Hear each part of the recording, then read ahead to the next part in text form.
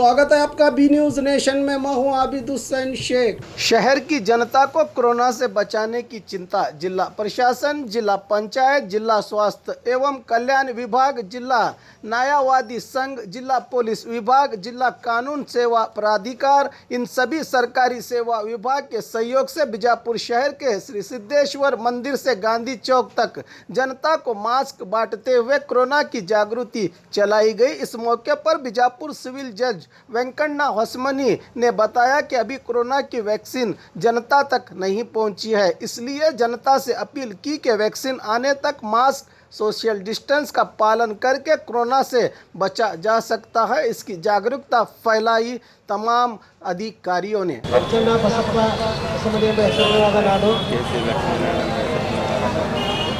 ನಾನು ಕೋವಿಡ್-19 ನನಗೆ ಮತ್ತು ನನ್ನ ಸಹೋದ್ಯೋಗಿಗಳಿಗೆ ಅಪಾಯವನ್ನು ಸದಾ ಮನಸ್ಸಿನಲ್ಲಿಟ್ಟುಕೊಂಡು ಬದ್ಧನಾಗಿರುತ್ತೇನೆ.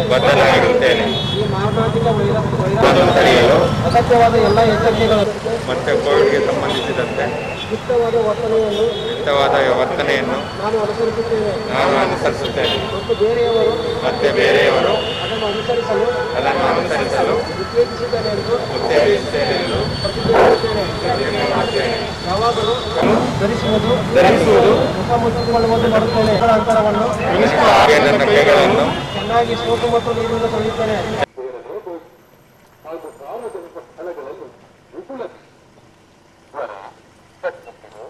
ಅಥವಾ ಕೆಮ್ಮು ಕಂಡು ಬಂದಲ್ಲಿ ರೈತರ ಬಳಿ ಹೋದಾಗ